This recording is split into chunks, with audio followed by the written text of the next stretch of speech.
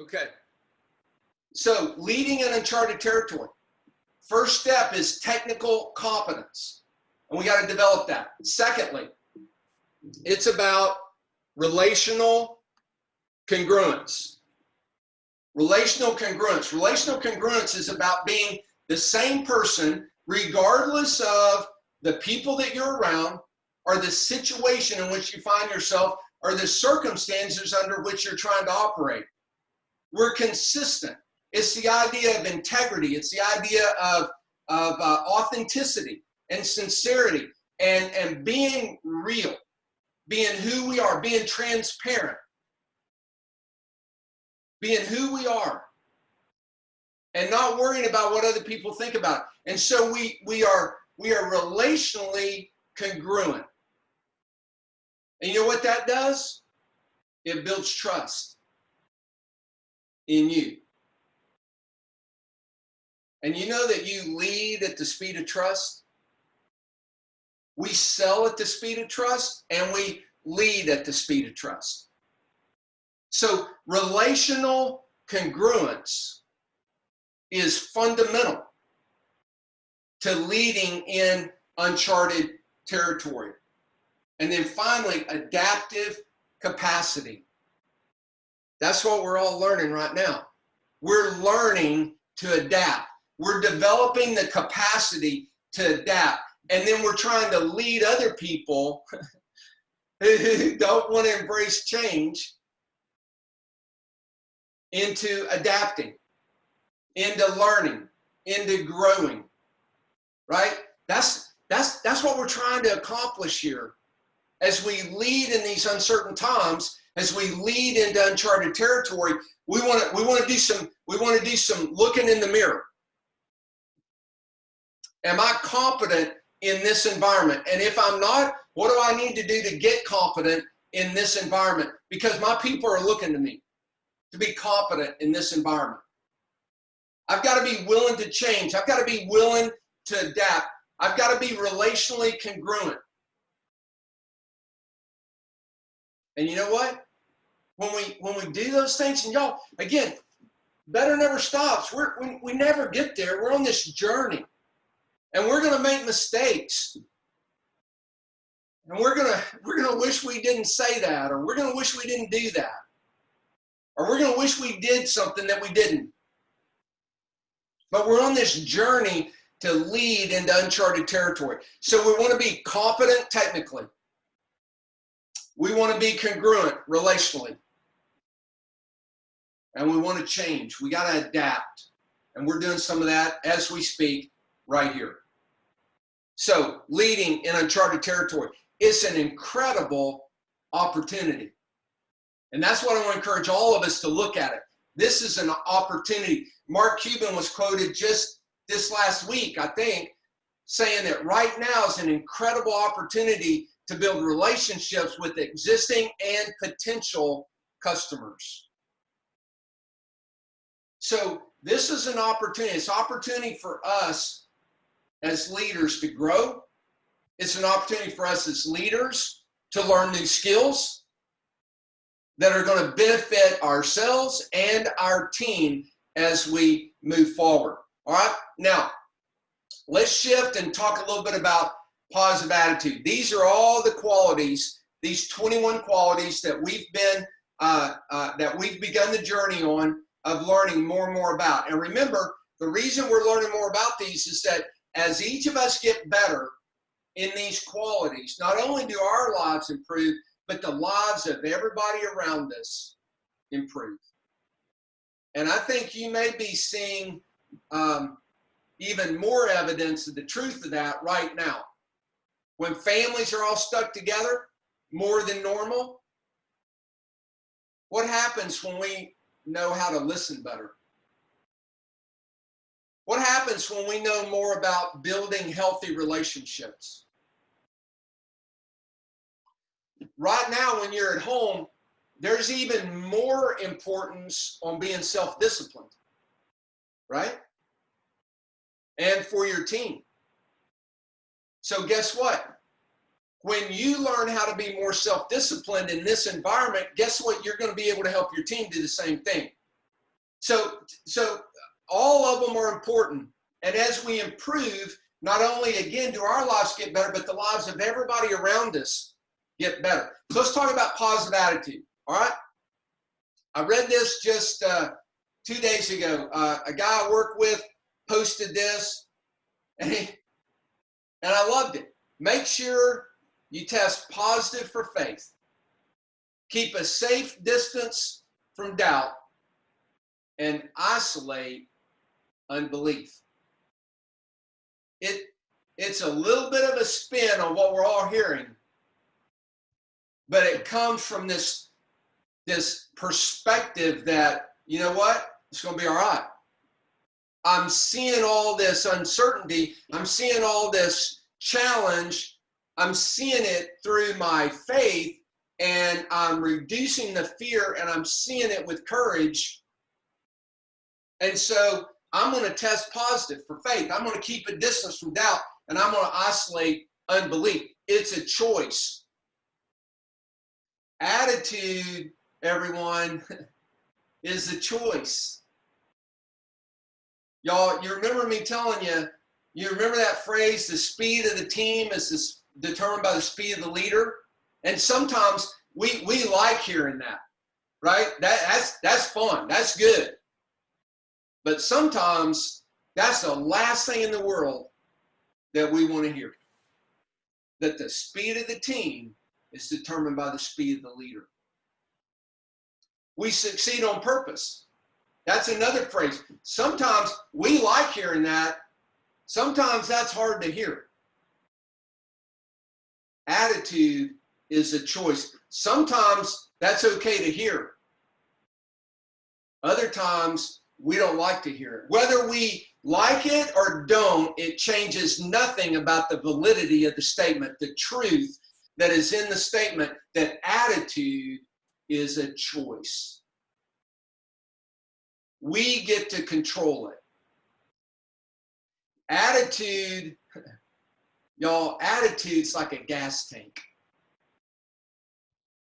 You have this gas tank, and you know, you're driving down the road, and if that car runs out of gas, baby, you're done.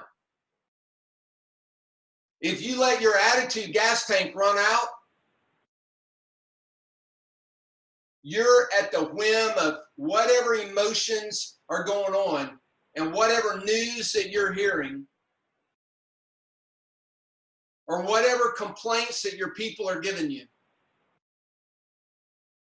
Y'all, we cannot let the attitude gas tank go dry. It is a responsibility of leadership to protect and grow and develop this attitude, this positive attitude, not pie in the sky, not unrealistic, authentic, deep. It comes from perspective that we'll talk about in a little bit. Here's the thing, your people are going to mirror your attitude. So you don't like the attitude of your people? Guess what? Now, that doesn't mean that all your people are going to have the attitude you want, right? Because people are people. But there again, we look at each one of them individually and we try to figure out, what does that person need? How do I help that person fill their gas tank up with their attitude gas tank up? What's going to do it for them? What does it for this one isn't going to do it for that one. So I got to know my people. And we help them fill up that attitude gas tank. And that's how then they begin to mirror your attitude. Now, y'all, you know what? I'm talking about positive attitude, and that's something that's talked about all the time. I Googled it, and there were over 400,000 responses immediately. And here's just a few of them. You know, 18 simple ways to keep a positive attitude, 21 ways to create and maintain a positive attitude, 10 ways to create, keep a positive attitude, 11 tips for maintain. You get my point, right? It's all over the place, and it's everywhere. I want to share with you 3 things that I think positive attitude does for us and what it is. All right. The first one. Add a positive attitude. Look at this, y'all. Sees the good and the accomplishments in your life rather than the negative and the failures. That's one of the things positive attitude does, is it sees what's good in you. When you look in the mirror, all of us, we look in the mirror, and one of the first things, we see things we don't like. We look back on what we did yesterday and decisions we made, and it's easy to beat ourselves up. We play that comparison game that we've talked about before. And it's easy to look at the negative in our failures in our life. And if we get focused on that, then that's what's going to occupy our time. And you know what? When we're doing that, it's really hard to give others what they need. So one of the first things about attitude is look for the good and the accomplishments in your life. So what would you put in your attitude gas tank to help you be reminded that, you know what, you're doing some good stuff. You're doing some good things that are leading well. You're making a positive impact on people. The people in your team, your clients, your family. Yeah, better never stops, but we're doing some good things. So part of positive attitude is looking at yourself. And then what it does is it helps you see the good in the people around you. When we're hurting, like I said earlier, we hurt other people and we're easily hurt ourselves. But if we're looking for the good that we've been doing, the accomplishments, rather than all the negative, then what we're doing is it helps us see other people, the good in them, and I've said this to you before, and we actually get to call it out of them. We get to encourage them, we get to infuse them with courage and hope, because that's what they need. And as leaders, isn't that what we want to do? We want to give people what they need to do what they need to do, even though they may not want to do it. Attitude, this positive attitude that sees the good in us, it helps us see the good in other people. And then, you know what it does? It helps us see and recognize opportunities. Y'all, it causes us to look for them proactively. I got this obstacle. There's some way around it, over it, under it, through it. There's a way through that obstacle. I just hadn't figured it out yet, but I ain't going to give up trying. And we start to begin to see it and recognize the opportunities. I want to give you an example. I read this just last week. This gentleman, I'm not sure how to pronounce his last name, but the title of his article, blog, grabbed my attention. COVID-19, the best wake-up call humanity has ever experienced. He's posing the question, is this the best wake-up call we've ever experienced? And then he says the gift of COVID-19 is. Now, y'all, that's a perspective right there, right? Most of us are not to the point that we're finding the gift in COVID-19. But they're out there. Let me show you what he talked about. He said the capacity to connect via digital has accelerated by 7 years. And what you and I are doing right now is a perfect example of that. The ability of people to connect digitally has accelerated 7 years. Right now, this very moment, my wife is downstairs and she's teaching voice lessons to her students via Zoom. She's sharing videos with them. She's showing them articles on how the voice works. Never would have ever dreamt doing that. Now it's opened up this whole idea and opportunity for her that she's not limited to teaching people who can come to our home and be there in person in her voice studio. It's an opportunity that she's embraced, and now she's seeing things that she's never dreamt possible before. Look at this, the gift of COVID-19. We're all experiencing it. We're working at home. Is it reducing some stress? Maybe. It may be creating some new stresses as well. But is it reducing stress? Is it eliminating wasted time driving back and forth? Not to mention what the lack of the diminished traffic is doing for our environment. So maybe that's a gift. What if big corporations with huge skyscrapers in downtown Dallas and all over the world decide, you know what, we don't need all that real estate? He proposes, what if that was converted to affordable homes and housing? Maybe that's a gift. Higher levels of collaboration. We've not seen government and private enterprise collaboration to the degree that's going on right now. Maybe forever, I'm not sure. For sure back to World War II though. I mean, have you read Brooks Brothers, Nike? They're not sewing as many clothes now, they're sewing masks. Mike, the pillow guy, I think he's in Michigan. He's on record as taking 75% of his manufacturing space and converting it to make masks. His goal is to produce 50,000 masks a day.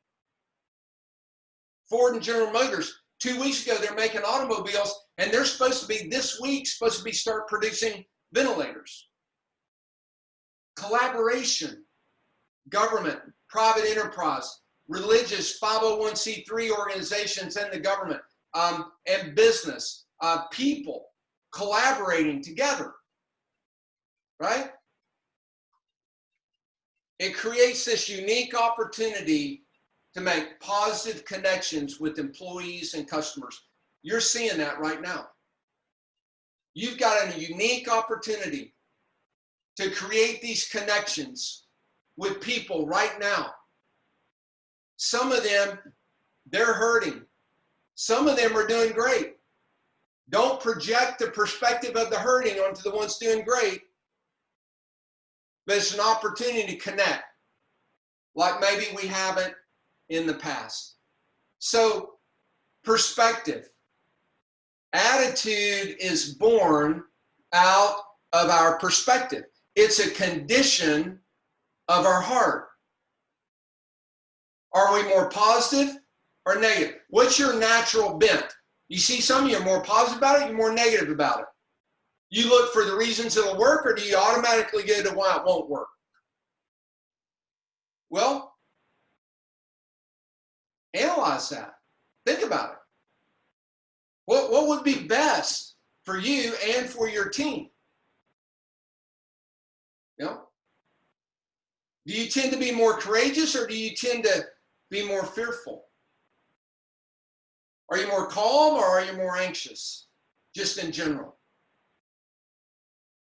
You're more committed? More wishy-washy? When you give your word, do your people know that if you tell them this, you are going to do it? Are we more committed? Do we choose commitment? That's why I named my company what I did. Choose commitment. Imagine our world today if we chose commitment to the priorities in our life, to the things that are most critical. I've told you mine: faith, family, fitness, finances. What happens when we choose commitment to the priorities in our life? Those things that are so important, about which we refuse to fail. What happens when we choose commitment to all that? It changes the world, you guys, one person at a time. So are we committed, or are we more wishy-washy? Are we more others-focused, or are we more self-focused? Do we circle the wagons, or we say, you know what? I'm not going to have this perspective of fear. I reject it. I'm not going to have it. Get behind me because you're not going to control me. Because most of the time, fear is false evidence appearing real. So get behind me because I'm not accepting that fear, and I'm going to be an advocate for that for other people. I'm going to infuse them with courage. I'm going to be focused on others, not get focused on myself. And you know what? You're a blessing to other people, and it blesses you when we do that. Do we look at things and say, from a more abundant nature or more scarce? Is the glass half full or is it half empty? Are we grateful? Or are we always thinking about what we don't have? That we're entitled to for some reason. What is it? When there's a crisis, do we look for the opportunity or we get buried in the problem? Here's the thing, you guys. Positive attitude has very little to do with circumstances. Because it doesn't matter the circumstances. There are going to be people that have a negative attitude about it, and there are going to be people that have a positive attitude about it, and it's the very same circumstance. It doesn't matter. Attitude has little to do with circumstances. It has everything to do with choice. And I know we don't always like hearing that, but you guys, listen, it's the truth. It has everything to do with choice. Therefore, guess what? Our attitude can be improved. Our attitude can continue to get better. We can improve it. How do we do it? We read. I've told you this before. If you're not reading, you're getting stuck with your own thoughts, and those thoughts get toxic, and those toxic thoughts, they drain the attitude gas tank. We got to read. It puts gas in the attitude gas tank. We got to stay connected with other people. You need encouragement. We can't go for a long time by ourselves because we'll run out of gas. That's human nature. And so we choose to read. We choose to stay connected, and we choose to focus on other people. And all of that, and as we see ourselves blessing other people, we don't do that in a prideful way. We do it because we've been gifted to be able to do it, and we find joy in infusing courage and attitude in other people. So we read, we stay connected, and we focus on other people. And this attitude gas tank keeps getting filled up every day. It doesn't stay filled up, y'all. We use the gas throughout the day, so we got to keep refilling it. And if we choose to do that, we can keep it full. And we can be a blessing to our people, to our customers, to our family, our friends, everybody around us. Because we're leading in uncharted territory. We're technically competent. We are relationally congruent. We're adapting to change. And we're looking at it through the lens of this attitude that says, you know what? We're not going to embrace this fear. We're going to find our way through it together. All right, now, let's talk about this. I think many of you have read Simon Sinek, right? Start with Why. Fabulous book. If you haven't read it in a while, might be a good time to go back and read it. Another book I'm going to talk about is called Story Brand by Donald Miller. If you've not read that book, especially as leaders, you need to read that book. Right now is an especially important time to be reading that book. People don't buy why, they buy what. We all know this to be true, right?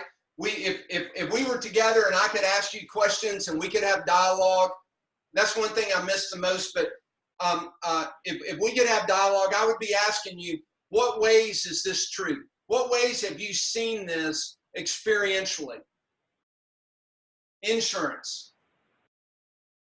Not one of us buys insurance because we want insurance. We buy insurance because we want the peace of mind, right? I think we talked about this. Y'all remember the MP3 player?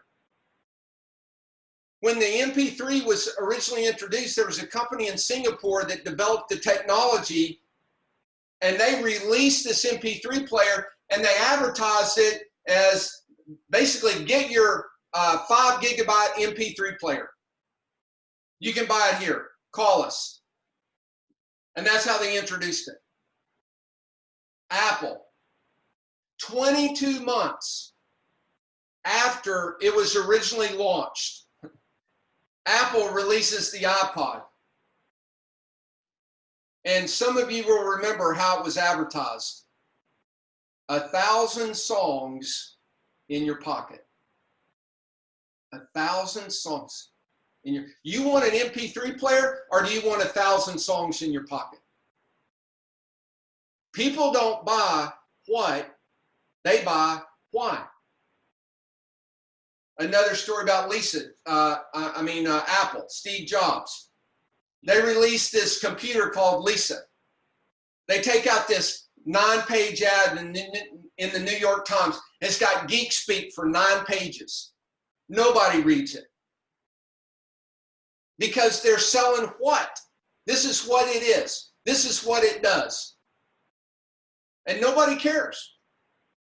And it's a flop. Jobs gets fired. He ends up at Pixar. He learns how to tell a story. And he gets back to Apple, and the first computer they launch, they took 9 pages of geek speak in the New York Times, and they reduced it to 2 pages on 2 words on a billboard that said, think different. And it blew up. People buy why, not what. Why do your clients buy from you? Do you know that? Why do your clients need what you offer? Why do your salespeople work for you? Why do your salespeople work for Multiview? Do you know? Have we asked? Donald Miller, again, in this book, Story Brand, he says, how is it that we as people today who our attention spans are about that big, right? They're about that long. How is it that even with such short attention spans and so many ADD, how is it that with all that we can go to a movie and we can sit there for 2 hours and not move? It's because of the story. It's because we get captivated by the hero's story, by their why. So let me show you what I'm talking about. Oh, I'm sorry, one thing before we get to it. Y'all see this, you see this statement here? It's important to think about what message is important for our B2B brands to deliver both their employees and their marketplace. So I ask you to stop doing what you're doing for a moment, put on your entrepreneur cap, and think about what message you would want to deliver as a business owner. This is a CEO, this is a leader of a company, and he's asking his people to put themselves in the position of their clients and consider, why would they need what we do? Why do they need what we're going to offer them? Frank Luntz, a long time ago, he wrote this book, Words That Work. And there's this phrase in the book that says, that if we're going to communicate well, we have to stuff ourselves in the shoes of the person who's hearing our message. That's what this CEO is asking his people to do. He's asking them to think about the people to whom they're selling. The clients that they're selling are entrepreneurial. They're business owners. So let's think about, from their perspective, why do they need what we offer? It's brilliant. It's right on target. And I wish I could ask you, do you know who it was?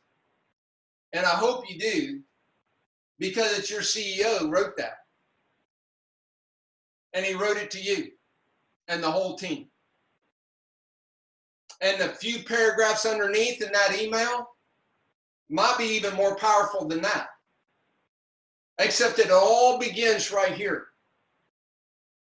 We have to understand why people need what we are offering. Because they're not buying what we're offering. They're buying why we offer it. So let me show you what I'm talking about with this story brand. So in every story, there's a hero. So here's our hero. This young woman's a soldier. She's a hero. We can't tell if she's really, if what her emotions are necessarily. But you know, some of the heroes that we're calling on, they look like that. They're not sure. Some of them are doing great and some of them aren't. But they're the hero in the story. And everybody, listen, you and I, as the salespeople, we are not the hero. The hero in the story is the person on the other end of the line. The hero in this story is the business owner that you're calling on. The hero in this story is your sales rep that's at home trying to get this all figured out. And here's what happens in a story. It happens in every story, every movie you ever go to. You have this hero, and the hero has a problem. Maybe multiple problems. Maybe really big obstacles. And this young woman is facing this minefield. And there are business owners out there right now that they're facing the difficulties like they haven't in a long time, maybe ever. And you know what they need? You got salespeople that they're trying to get through that minefield. They're trying to figure out a new way over, around, through, above the obstacles. And you know what they need? They need you, which is a coach, in this case, a sergeant. Sometimes we do need to be a sergeant. Sometimes we need to be more like a coach. We got to know our people again, but they need somebody that can say to them, look, it's going to be okay. Not only, and here's why I know it's going to be okay, because I got a plan. Excuse me. I got a plan for you. And we lay out this plan. We know, in essence, what we're saying, we know you're the hero. We know you're going through some challenges. We know you're having to adapt. We know you're having to use new tools. We know you're having to look at things in a different way. But you know what? I've already studied it. I've got this technical competence, and here's the game plan. And we lay out the game plan for them. And then you know what? We call them to action. We say, come on, we can do this. We close the sale. Say, come on. We call them to action. We get them going. We talk with our team, and we get them encouraged a little bit. We infuse them with some hope. We get them encouraged, and we give them the plan, and then we call them to action. Because you know what we're going to do? We're going to avoid failure. Failure is not an option. Especially in those priorities that we have that we are so important to us that we're going to refuse to fail at them. Faith, family, fitness, finance. We are not failing at that. We may make mistakes. We may take some setbacks, but we'll regroup and we'll work our way around it, and we'll find the opportunity because we ain't failing at that. Because you know what we're going to do? As sergeants, as coaches, we're going to look that hero in the eye and we're going to say, look, I understand you got these things going on. Here's the game plan. Now let's get going. Because we're going to refuse to fail. What we're going to do is we're going to succeed. We're going to win the day. Imagine being able to do that right there for other people. Wow. So we're on this journey. Better never stops. We keep growing. We keep developing. We keep our eyes up. We don't let fear get us down. We recognize it, but we look at our fear through our faith, and we go forward with courage. We learn what we need to do. We adapt. We are relationally congruent. We keep this attitude. We keep filling up with gas because we're reading. We're connecting. We keep getting better. And we learn who the heroes are. We recognize the challenges they're in. We give them a plan. We call them to action. We avoid failure because we ain't going to fail. So, people buy why not what. So, what do they want? Why do they want it? And what if they get it? When you understand why and why they need it, why do your reps need success? Why are they working hard? Why do they need it? And what if they do it? When you understand that, you'll be a better coach. You'll help them because guess what?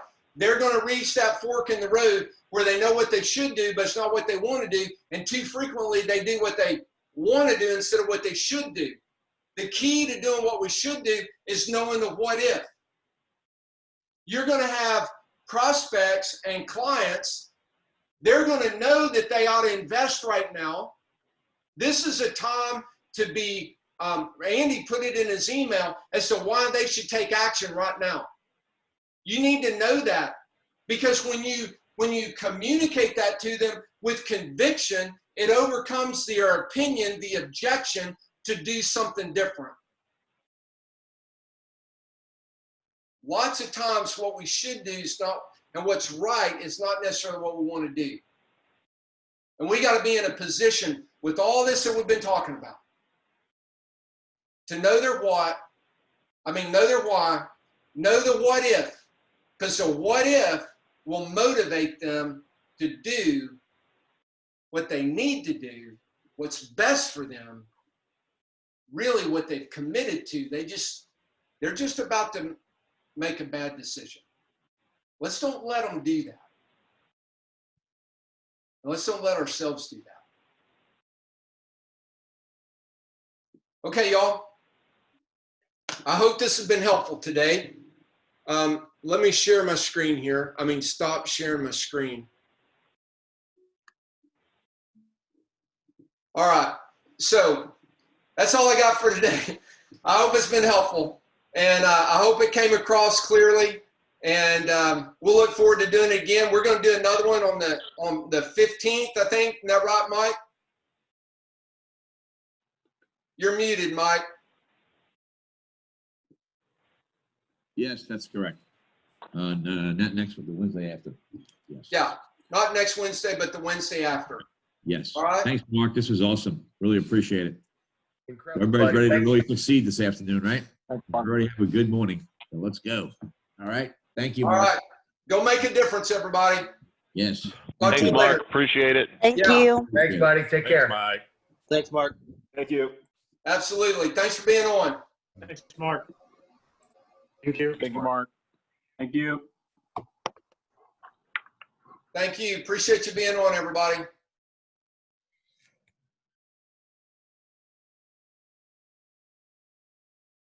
Thanks, Mark. Have a great day. Okay. Nick, you good? Man, I'm fantastic. Absolutely. That was just, man, that was so inspiring, buddy. Really, really enjoyed it. Got a lot of good meat out of it. And I think everybody's going to be fired up, man. I would bounce around and look at some of the folks watching, and boy, you could see the engagement, man. This was really good stuff, buddy. Well, thank you, Nick. I appreciate that. One of the things that I'm learning here is I can't I can't see everybody. And even when I try to see them, I see a very few number of them. So yeah. Where there were a lot of people that had their cameras turned off. And so there were a lot of just phone numbers. A lot of people just had their name. But man, I scrolled through there a couple of times. I would scroll through. Boy, people were like this. They were engaged. They were taking notes. So the new communication medium here is working, man. There's great value. Good. Well, hopefully, hopefully that was, was helpful for them right now in the midst of where we are.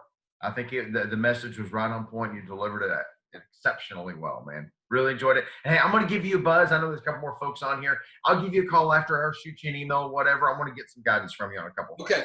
Sounds good. things. All right. Goodbye, everybody.